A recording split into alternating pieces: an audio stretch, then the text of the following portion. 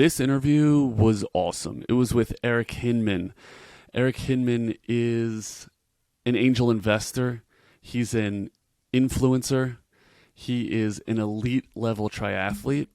And he brings a world of knowledge really through this conversation to the sports PT world, able to pull lessons on planning out one's day, optimizing for happiness as well as efficiency, and also covering all things high-level training and how to avoid burnout and injury, and recovery techniques that have worked for Eric himself. He also provides outstanding tutelage on mentors, how to find them and how to cultivate them, and simply getting people to respond to the emails you send out. So great conversation, really great podcast. I learned a ton. So I really hope you will too. As always, share your feedback, True Sports PT on Instagram, or shoot me an email, yoni@truesportspt.com. I want to hear what you loved about this conversation with Eric. I want to hear who you want to have on, what you loved, and maybe what you haven't. And happy to give you guys, the audience, whatever it is to make you a better sports PT. Look forward to hearing from you. Welcome to the True Sports Physical Therapy Podcast. As always, this is Yoni Rosenblatt, and today I'm joined by Mr. Eric Hinman, who is unlike any guest we've had so far on the True Sports PT Podcast. Eric, tell our listeners who you are. Hi, Yoni. Great. Thanks for having me. I appreciate it. Who I am. Wow. Well, I mean, that's honestly changed over time as I've written different chapters in life. The current chapter in life that I'm writing is athlete, brand builder, angel investor, community builder, connector. But to get to the stage that I'm at now, I'll kind of backtrack to growing up in a really small town with 1,000 people, playing 3 sports in high school, graduating with 80 kids, snowmobiling and fishing with my dad, boating on Lake Ontario. That's how I grew up. So very small town living in the country. And then went to college at a state school in New York called SUNY Geneseo. And after that, my father gave me an incredible opportunity to build my own insurance agency, property and casualty insurance. So for 7 years, I collected suits and ties and pocket squares and cufflinks and went door to door selling commercial property and casualty insurance. And over a 7-year period, I built up a nice book of business with residual income and built an asset for myself, that has really paved the way to the financial freedom that allowed me to start taking some risks. And in my mid to late 20s, I started doing just that. I started a software company with a business partner, Steve Von Dijk, in Syracuse, New York. And we grew that to a software agency building mobile applications for clients across the country. We partnered with some college students at Syracuse University over that period of time. It was from 2010 to 2014. And, that was my first forte into failing and then picking the pieces up and then, figuring out, how to make something of it. And then ultimately, they've gone on to build an incredibly successful business with it. But I exited in 2014 as they were going a different direction than I wanted to go. Opened up a gym in 2013 in Syracuse, New York, co-founded a couple restaurants, and then started investing in various consumer brands kind of throughout that time period too. So Ironman ultimately is what led me to Instagram and developing a following on Instagram and, leveraging all of those skills of building my own businesses. Now brands hire me to help them build their brands. And obviously a lot of that is through social media, creating content for them. But many of the brands I'm working with, helping them build their ambassador programs. I'm seeding product. I'm creating awareness for them. I put on tons of community events, workouts, jumping in cold creeks, community ruck events for Go Ruck. I love community endeavors. And then I'm helping them raise money. I'm introducing them to other founders of brands. I'm introducing them to distribution channels. So, I know, having been in business, that for someone to pay me to do something, I have to provide ROI. So with everything I do, I think about value. How can I provide value? I think that's a great takeaway and lesson. And this is the story and the kind of the background that I wanted to bring to our audience. I think, unfortunately, just to give you a little bit of background, I think the PT and the sports PT is bereft of a lot of what you just said. That entrepreneurial go-get-em attitude is so clear in your story, and that's the story and lessons that I want to bring to this audience. So thank you for sharing kind of that background. What is it that gave you the gumption to start taking risks? Sets and reps, and everything in life is sets and reps. So the more risk you take, the more comfortable you're going to be at taking risks. It's kind of like cold exposure. We all know that cold exposure is uncomfortable in the moment, but the more I've done it, the less I fear doing it. I know how I'm going to feel. I know I'm not going to die, and I know I'm going to feel better afterwards. And taking risks in business is the same. It sucks to lose money. You're going to lose money here and there, but ultimately to succeed, you have to practice taking risk often. And I've also learned through time that you can get to a point where you can start to attract opportunities when you really understand your lane. And I know what my lane is. I know what I enjoy doing. I know what I'm good at. I know what I'm not good at. And I know how to partner with people that are much better at, some of the things that are necessary to build a successful business.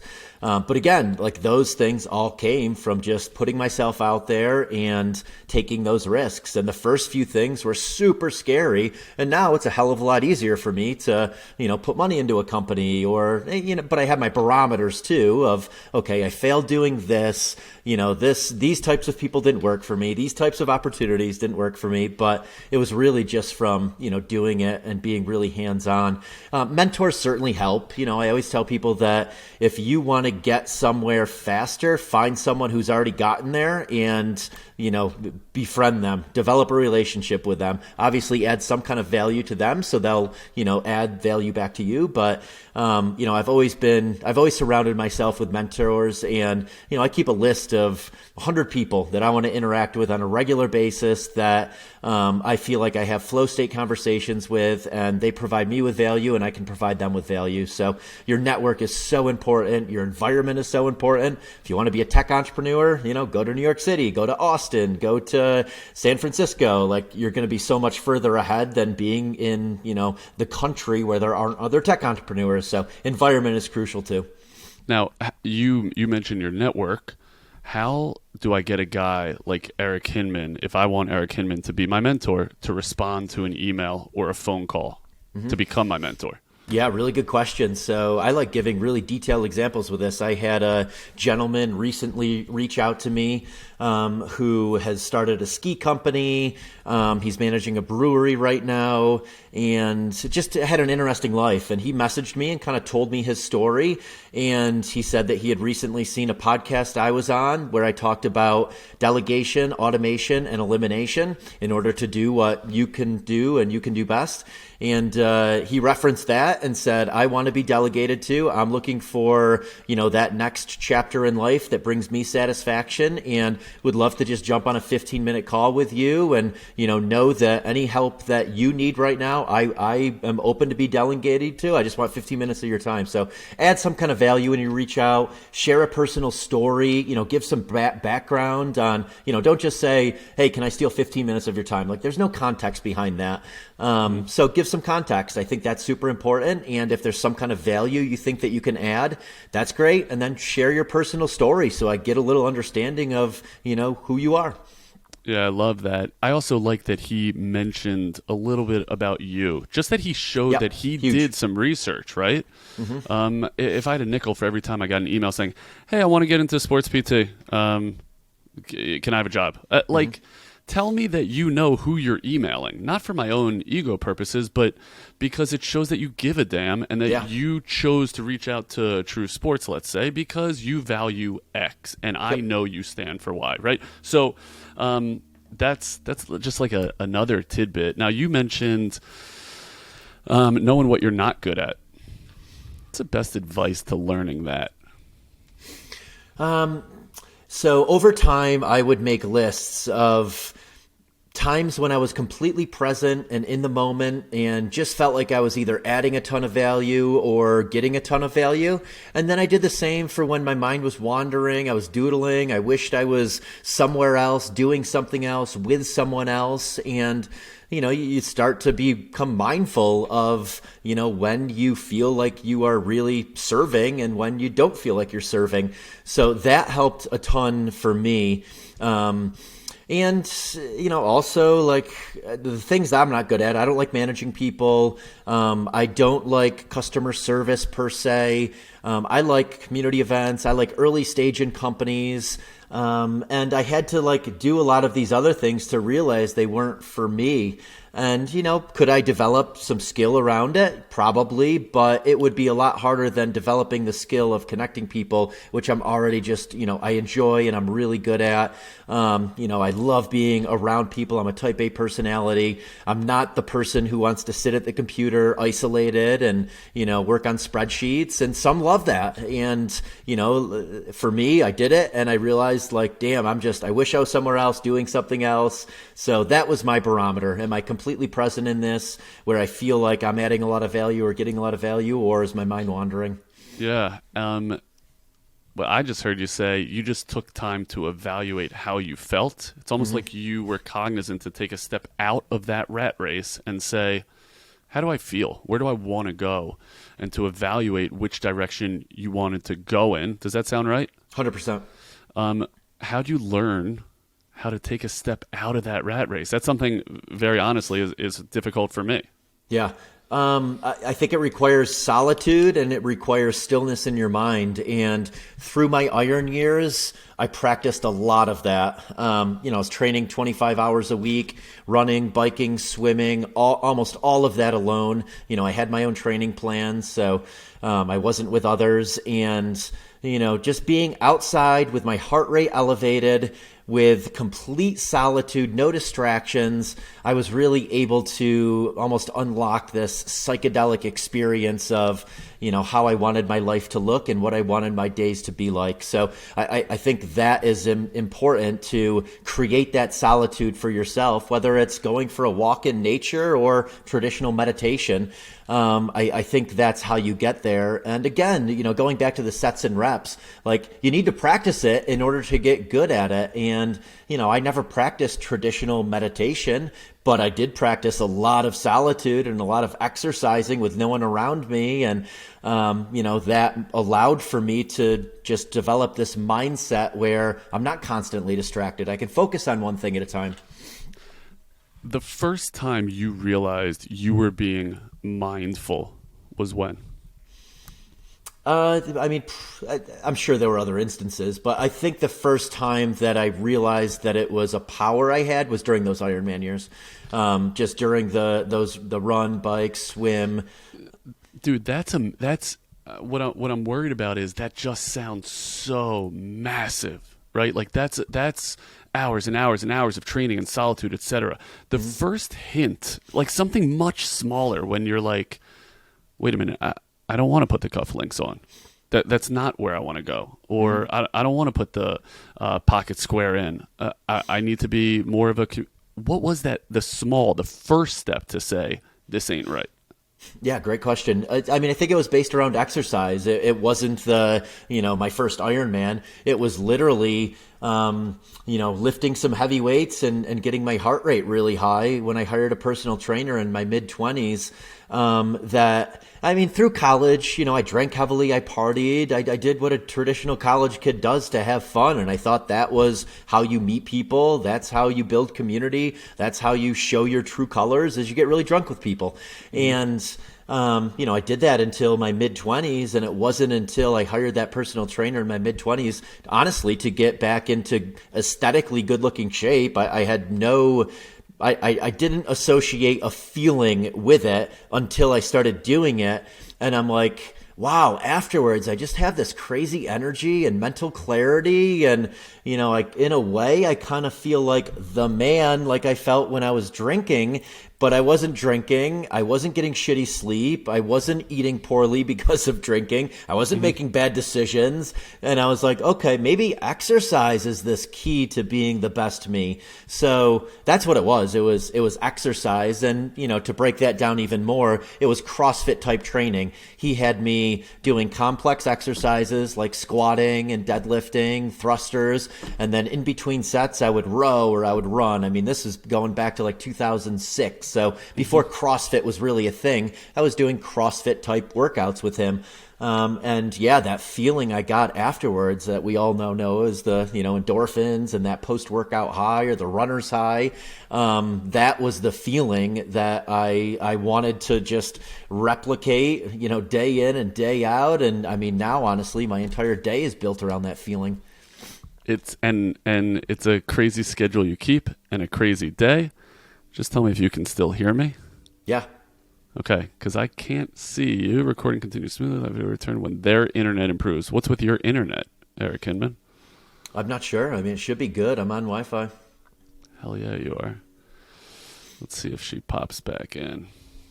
I can't wait for Sean to deal with this problem. Better him than me. Okay, yeah, I can see and hear you fine. You're not frozen. Okay. So, yeah, and I can hear you. So let me just keep rolling so I don't have a total lapse in thought process. Okay.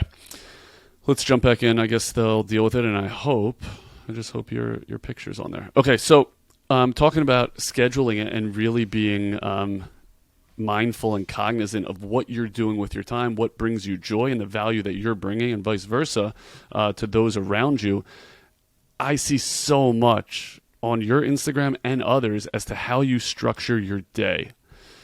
Give me some advice how a sports PT or at any level, whether it be CEO of a exploding new sports PT practice or whether it be a staff PT just trying to provide the absolute best care, what is the best way to structure your day for efficiency, productivity, and happiness?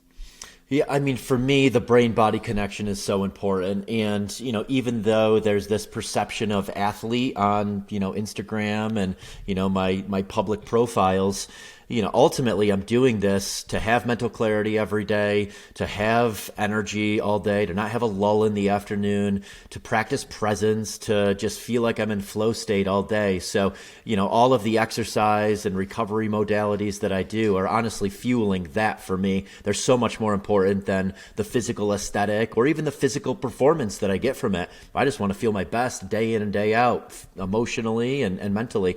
So I prioritize self-care routines because of that, because I know that I'm going to function at my best. So, the first big win for me is getting in that morning workout where I train CrossFit 5 days per week at a CrossFit gym.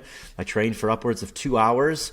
I follow a program, so I know exactly what I'm doing when I get in there. I'm around people that I enjoy being around.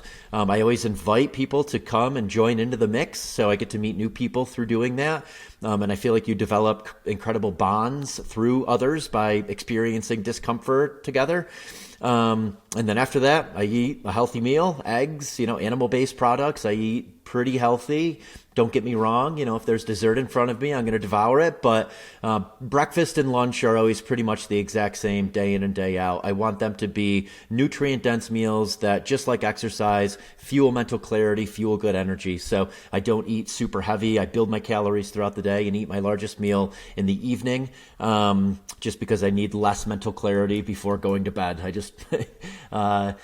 Gotcha. And then I do a recovery routine every single night. I generally also do a second session 5 to 7 days per week of aerobic activity outside always, soaking up sunlight. And I tend to pick skill-based activities where there's some risk associated over non-skill-based activities with no risk, because again, it just trains your mind to be super present. So I like mountain biking.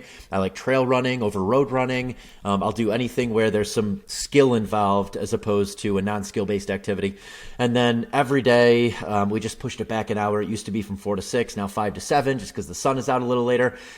We invite people to pass through our house and do do sauna and cold exposure with us. We have 2 saunas, we have 2 cold plunges, and there's always like 4 to 10 people that are passing through here every evening just outside of Denver to do that with us. And that's like a big community building time. I don't watch the news. That's where I feel like I get a lot of information is just from human connection and having conversations with people. So a lot of these things, I consider them multitasking without multitasking. With the benefits I get from sauna and cold, I'm also getting that human connection that we all need. I'm learning from people. I'm able to add value, and hopefully others are able to learn from me. I get to meet new people when we're doing that. And opportunities obviously come from that. So I'm creating content all throughout the day, more documenting than creating, just kind of documenting the workouts and, the conversations that I'm having with people and the sauna and cold plunge session for the different brands I work with. And I have basically 2 to 2.5 hour blocks when I take calls or do podcasts and do meetings like this.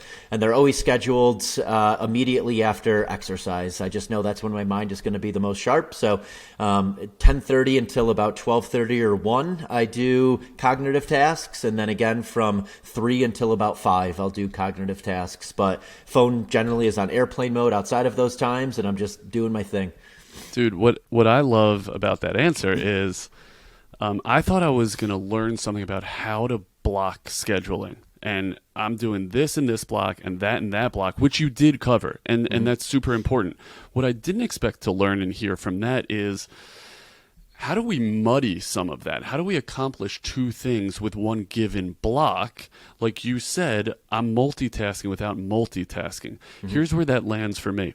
I work a ton. I just work a lot of hours, and I love my work, but that's my work time, and then outside of my work time is my family time, and then outside my family time is whatever the hell else I'm doing. Maybe I'm going about that a little bit wrong. Maybe sports PTs, if you're talking to the professional, I'll just talk about myself. Maybe I should be getting more of my socialization or more of my energy from others during my work time. That doesn't have to be separate. Maybe I should not think about, hey, I'm not able to do this because I'm working, but wrapping those 2 together. And I'm already doing that. I just haven't been cognizant of that. So, Eric, thanks for teaching me that. That's wildly helpful. You should have led with that. Yeah. I mean, so an interesting fact is in Finland, which is known to be the happiest country in the world, where I think there is 1 sauna for every 2 people. I mean, it might be even more than that. They're doing sauna as a family bonding time. That's where they discuss family matters and political matters, and that's where they have their most important conversations, and that's where they connect with other people. So, they learned that sauna goes well beyond the physical benefits of it, that it's this bonding experience that you can do with others. So, yeah, I mean, when people, there's some glass balls that, I don't have that others have and can't drop, like family and kids. Mm-hmm. And I understand that, but I think there are ways to marry the 2 where you can get in some of these things that seem like they're an additional, add-on of time, but, doing it instead of, watching TV at night with your family. Like maybe it should be 50 to 60 minutes of sauna and cold exposure where you can bond with your family and get the physical benefits of that. So yeah, I always look at time as where can I get the most bang for my buck without doing multiple things at the same time, because I've tried that before and that doesn't work for me. Doesn't work. Yeah, I can imagine. Where'd you learn all these things? Where'd you learn this time blocking idea? I mean, it goes back to those triathlon years when I was kind of phasing out of my insurance business, but still somewhat involved. I was involved heavily in the software business. I mean, going to the office from 9 to 5 every day. Towards the end of those years, 2013, I had opened the gym up, and I had a lot of glass balls I was juggling during that time, and I had to fit in 3 triathlon workouts every day to get my 25 hours of training in. So, when you're forced to juggle all of them and you want all of them to work, you figure out a way. And I figured out a way where I could fit all of that in, but it had to be super structured. And there had to be periods of time where, I was multitasking without multitasking. So if you want to meet with me, let's go for a run. That's where we'll meet. And now all of my meetings are in the sauna. I don't go on coffee meetings. I don't do lunch meetings. Anyone who reaches out to me, come over to the house, let's sauna. We'll do it then. So, you can figure out these little hacks where, you can benefit. And I also feel like it benefits others more too. If someone asks to work out with me, like my priority is me getting my good workout in. Whereas in the sauna, my priority is my phone is off and I want to deeply connect with people. So, those were learning things along the way too, of like, this is where I connect with people better doing this and I get my benefit of doing it. So let's combine the two, and it's not multitasking. It's just maximizing time. Yeah. Yeah. Super interesting. Now, obviously, big sauna guy, big cold plunge guy, still training predominantly with CrossFit, right? Mm-hmm. What's one of the things you used to do from an exercise standpoint that you no longer do? Great question. So I'm more balanced with my training now during those Ironman years. And, to be really good at anything, I really feel like you have to take it to an unhealthy level, where you're either overdoing it with that discipline or you are constantly riding that fine line of being very fit, being one of the best in the world, and injury. That's just a fact of the matter. So now my training is much more balanced. I rarely do over 90 minutes of endurance work, and I rarely am in the gym for more than 90 minutes to 2 hours. And I know that still sounds like a lot, but I was doing 5-hour bike rides and 2.5, 3-hour runs, and sometimes 8, 9-hour training days during those triathlon years. And it was all zone 2 cardio. And, that can lead to high cortisol levels and low testosterone and losing muscle mass and also like getting some body fat too from not doing anaerobic efforts and not having the same muscle mass that you have when you're lifting weights. So what I don't do anymore is I don't overtrain in any one capacity. I try to be much more varied with my training.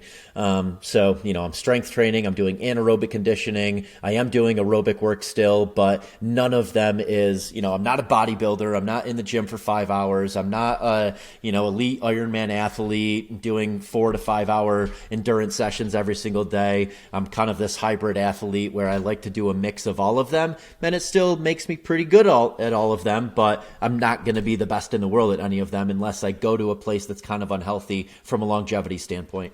Yeah. And we see that a ton with our endurance athletes is we're just begging them to include some piece of strength, just some other piece of that spectrum because of really what you're describing as perhaps burnout, but also overuse, and the injuries and time away from what they love doing as a result. Did you come across any injuries as you competed at such high levels? Yeah, definitely. So in the Ironman years, honestly, most of the serious injuries were from bike crashes. My finger is stuck like this. I can't bend it from the knuckle down from a bike crash. I had some issues here and there with hips and, plantar fasciitis and little things that would like bother me from here and there, but I never really had a serious injury where I ever had to get surgery outside of bike crashes. When I first got into CrossFit, though, I was trying to train the same way I trained as an Ironman athlete, but with CrossFit, meaning I was trying to do 4 and 5 hour days of Metcons, and that just wasn't working. It broke my body down. I tore my MCL just on like a routine box jump, but it was so, just broken down from doing way too much volume. And, to get where I'm at now in CrossFit, I had to back off a lot on the volume. I had to ramp up my strength training, which was a lot more rest than I was used to. I mean, with Ironman, I just wanted to go. If you told me it was 2 hours of training, I just want to get it all done. Let's go for 2 hours. I want my heart rate elevated for 2 hours. So I had to shift that mindset of CrossFit is very much about building strength and anaerobic capacity. And for both of those, you need enough rest in between sets and you need enough rest after the workouts to be able to hit it hard again, 2 days after. So major lesson learned with CrossFit, that it was very different than the Ironman training, where it's just kind of like every day, pound yourself into the ground a little bit, but, never really bury yourself. It's just kind of continual fatigue that mounts up over time. CrossFit is more of like you're really pounding yourself into the ground with some of these workouts, and you're lifting really heavy weight, and you have to rest long enough in between those sets or those anaerobic efforts to repeat that effort to improve your lactate threshold and to improve your anaerobic capacity. And, you have to also like reduce the volume a lot in order to get stronger or in order to get more anaerobically fit.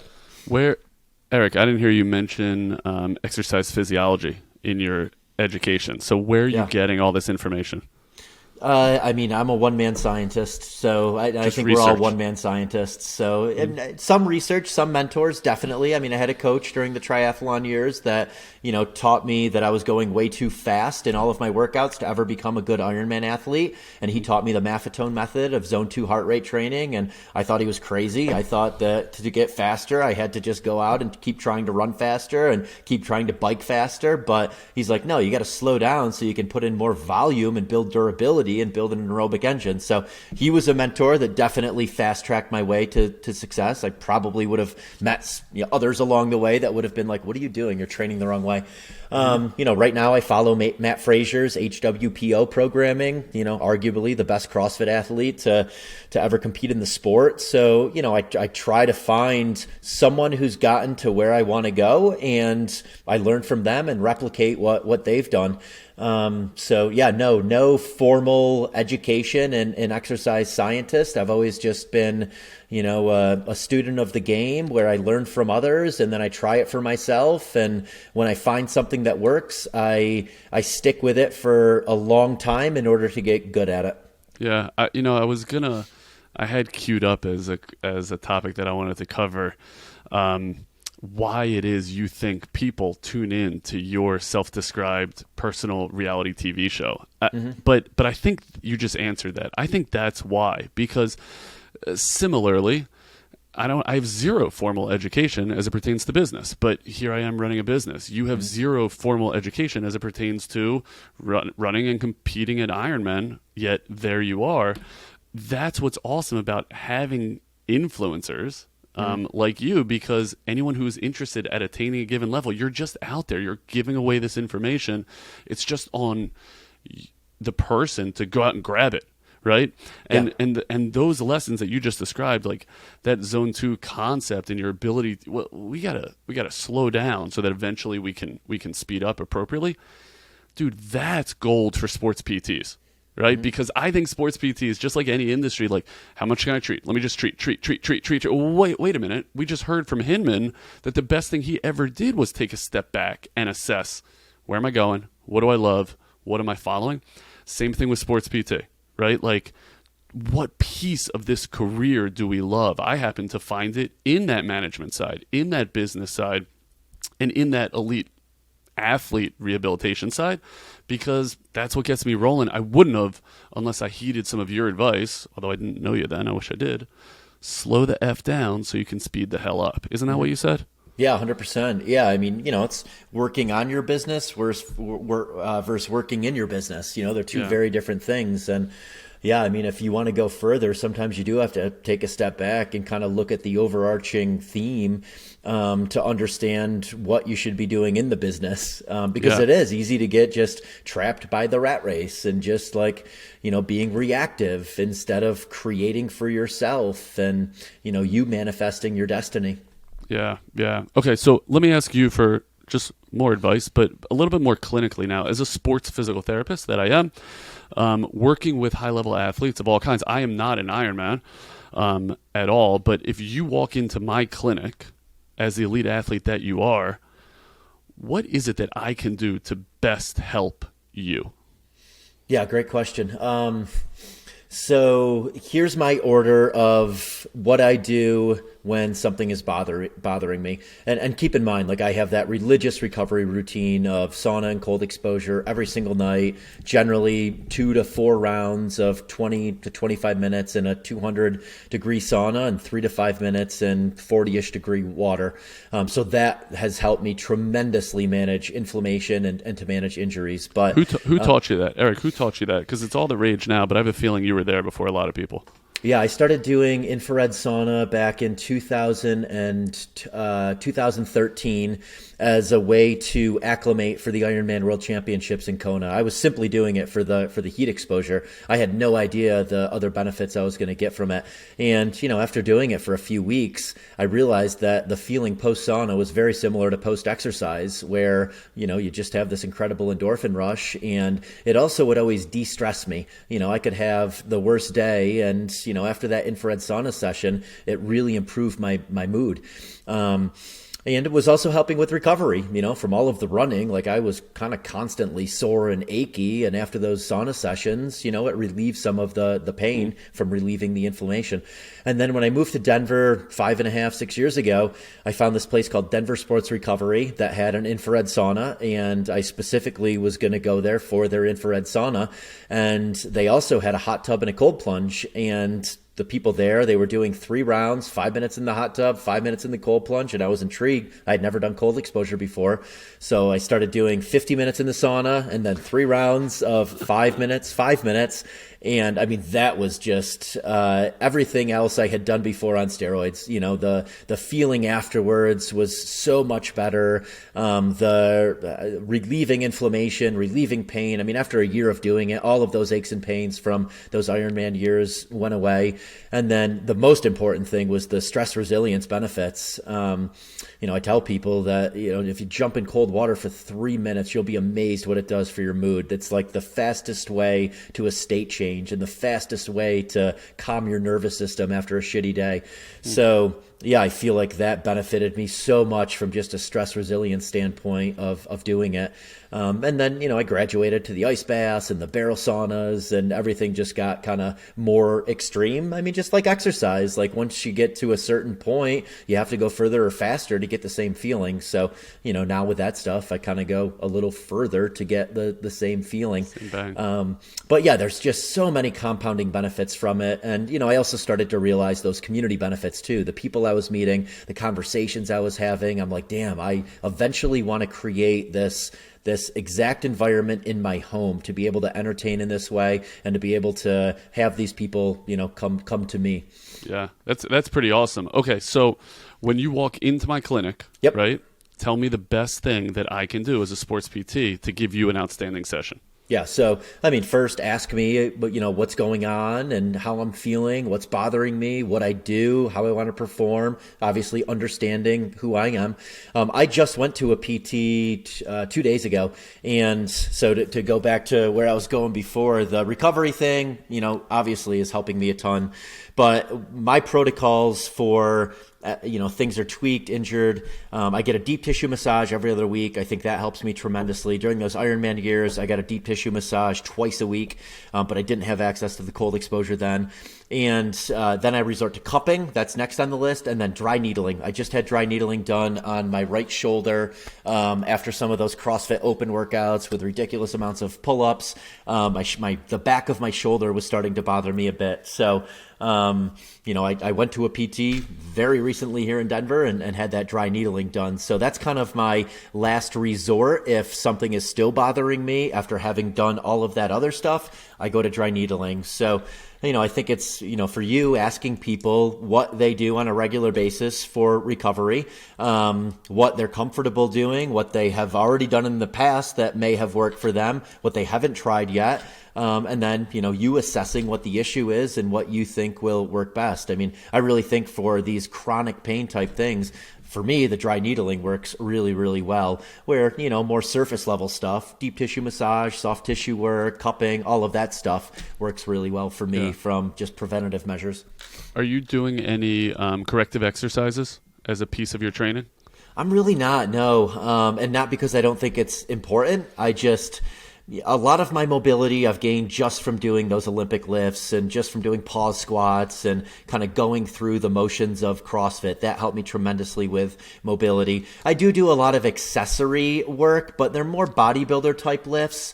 And again, that was from like realizing that what was limiting me in CrossFit wasn't really my larger muscle strength. It was my smaller muscle strength. Sure. And, technique obviously too is big, but yeah, I mean, doing bodybuilding type stuff where you're isolating your rotator cuff and isolating smaller movements. I certainly do that. After all of my workouts, I have, accessory pieces in there that are programmed by Fraser and his HWPO programming. So I guess in a way, yes, I do it, but they look more like, small accessory lifts than they do, stretching or, corrective exercises. Yeah, I think you're right. I think I would describe those as corrective exercises, right? Like those isolations and figuring out where it is you're weak and maybe where it is CrossFitters are standardly weak and just programming prophylactically kind of around that. So you are doing it. Don't say you're not doing it. You are doing it. That's like a piece of, our friend Sean, who put us together for the pod, said Hinman's great. You're gonna love talking to him. He doesn't do any rehab stuff. I'm like, what? I bet you he's doing some type of rehab stuff. So little did you know, you are doing rehab stuff, dude. First of all, you can't look the way you do. You can't perform the way you do without doing some of that isolation. Sure. Let's call it corrective, therapeutic exercise world. Thank God you agree with that. Otherwise, we'd have major issues. Yeah, no, completely agree. No, it's interesting with CrossFit, it's just a balancing act constantly of what's holding you back. Yep. And, for me, I got to a point where what was holding me back wasn't my larger muscles. It wasn't my quad strength. It wasn't, my shoulder strength. It was rotator cuff or hamstring, smaller, more isolated muscles that, typically don't get hit with some of those CrossFit strength training lifts. Yeah. No question. And thank God for that, because that's what keeps us employed. Mm-hmm. So, I mean, obviously you are compensated to influence others as your job role as an influencer, right? Mm-hmm. Who influences the influencers? For me, I learn a lot, like I said, from conversations that I have with others. I have that list of 100 people that are... Give me the top 5 on there. Give me the top 2 on there. Who do I need to start following that I don't already? Yeah, I think most of your listeners and you probably follow Andrew Huberman. I think he's great at breaking down the science behind the feeling. It's always cool to hear him talk about why I feel the way I do when I do cold exposure, sauna, or, supplements, any of these things. So he's great. I really think Ben Greenfeld, I certainly turned into Ben during my Ironman years. Dave Asprey was very popular when I first got into the sport. So, I certainly did Bulletproof Coffee, back early in the day. A lot of it for me is like, what chapter in life am I writing, and where do I need help with it? Who has gotten to where I want to get to? And, for me right now, it's less on the athleticism side and it's more on the business building side where I need help. I've just gotten to a place where I can no longer manage all of the tasks I have to run a successful business with what I'm doing, and I need to find others that can do some of the things I'm doing right now better than I can. Mm-hmm. So, I had a call with my buddy Adam Greenfeld today, who built the company called Thesis, a nootropic company that Andrew Huberman talks about. Sure. And he's someone who I've watched build multiple consumer brands, and I also know that he is incredible at, building teams, and he's incredible about making lists about all of the things that you don't want to be doing and then finding the people to do that. So, the list rotates for me. It's really like, okay, this is where I'm stuck right now. Who on my list of 100 can help me get to where I want to go without me having to, just bang my head against a wall in order to get there. So, I can't say it's one particular person. Alex Hermosi, I've been tuning into quite a bit on YouTube. I have 30 or 45 minutes in the evening where I'll listen to podcasts or I'll watch interviews on YouTube. So it's been more on the business side lately where I've been trying to learn. Sure. That's really awesome. What's the number one podcast that you go to every day? I mean, I don't go to any one podcast every day, but if I'm on a road trip, I'll certainly queue up Huberman conversations. Anyone that Huberman has on, I'm also generally interested in. So like Peter Attia, I think puts out incredible information. Ben Greenfeld, I still think puts out pretty good information. So yeah, those would be my go-tos. Would be Huberman or people that Huberman are having on his podcast. My buddy Aaron Alexander in Austin, Texas. I like his podcast a lot. He has great guests. I certainly turn into Joe Rogan if I want to. Listen to something that is more conversational, and I'm interested in a guest that he recently had on. That guy's ability to pull truth out of people is incredible. Rogan. I mean, when are you going on Rogan? How do I start that petition? Yeah, I mean, let's just manifest it into the world. No time has been set, but I mean, he certainly is in a pond similar to mine. I have a lot of friends in Austin that are friendly with him.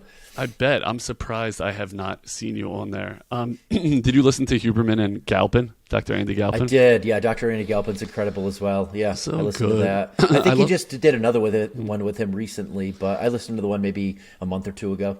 Yeah, he did a whole series, and what I loved was, and the more and more that I get just bigger names on a pod like this, I start to realize the super successful are those who simplify the most. And Galpin, at the top, he's at the top of the field from a strength and conditioning perspective and a research perspective. His protocols are so simple. They're so unbelievably intelligently basic, and it's refreshing. It's like less is more. I just posted that today or yesterday on social media, and it really is less is 100% more. That is the key to success. There's just so many distractions and so much information out there and so many ways that you can go now, and so many. Social media is a blessing and a curse because we can be inspired in so many different directions by just like looking at our phone, and that can sidetrack so many to get them off, the one course they were on. And it's writing one chapter at a time. Like, live that chapter to the fullest, and if it no longer serves you, move on to the next. And it's figuring out. I have this list of tiny wins that I live out every single day, and I think that's super important for people to make their list of tiny wins of things that just bring them joy. Another really cool thing that we did last year was we started this gratitude jar where my girlfriend and I, we write in it, and then our friends write in it. And at the end of the year, we read all of those notes. And it was such a cool reminder of the things that matter most in life, reading that gratitude jar, the things that lit us up. And it's not really the things that you would think, it's more of the little things, the human connection, the conversation, the people that came over to sauna that night, the dinner we had with these people. It's not the buying the Ferrari. It's not, these things that the public perception of success, tells you what to chase. So that was really cool. And I would highly recommend that gratitude jar. It's cool every day doing it, but the most powerful part was reading it at the end of the year and, realizing how to design your day. Super awesome. It sounds like you do some journaling also to get into that gratitude state. My wife always says, just have an attitude of gratitude. Mm-hmm. And how far that can go is really incredible. One of the things I have a tremendous amount of gratitude for is coffee. Mm-hmm. And so what I want to know, Eric Hinman, ready? Why do coffee snobs look down upon dark roasts? Why is that? Just let me enjoy my dark roast. Give me your hot take on dark roast. Yeah, I'm not a coffee snob. I don't do dark roast, though. I like medium roast a lot more. I believe medium and light roast, they generally have more caffeine. I like the way they taste better. That's the key for me, is I just like the way they taste better. And I mean, I make espresso every morning. I very rarely make coffee, and I feel like espresso generally comes out better in my machine if I'm doing a light roast or a medium roast. So yeah, I mean, I've never read anything into the coffee snobs saying that dark roast, I guess probably the process to get them that way, maybe they don't like. But for me, it's more of a taste thing, and also the way it pours out of the espresso machine. The light and medium tend to pour better. And your favorite brand? So I have been subscribing lately to Onyx out of Bentonville, Arkansas, one of the coolest cafes I've ever been to. They have incredible beans, and they just surprise me every other week. We actually just got our shipment today from them, and it's a new. They're always from different regions, and their beans are delicious. There's a lot of great coffee shops out there. Heart, I used to subscribe to. I like these newer concepts where they have multiple beans at their shop. So you can try, Heart, you can try Onyx, you can try a bunch of different ones and different brewing techniques. I love that, coffee is going beyond just the give me my coffee in the drive-by. Like it's, because it's such an art, and that's what I enjoy so much about making my own espresso every morning is you have the ability to improve every single day as a barista by making your own espresso. I love that. Listen, the way we do anything is the way we do everything, right? And like diving in and understanding the process and that it's all about that process is certainly obvious as you make your espresso every morning. We were talking machines before we got on here. So The machine you're currently sporting is which? It's a Rocket Apartamento. And what do you add to that espresso once she comes out? How do you drink question. Lately, it changes over time, but lately I've been adding 1 scoop of collagen powder and a little bit of honey. Sometimes I'll do like a grass-fed creamer of some kind in it as well. But yeah, the typical one is espresso with collagen powder and some raw honey.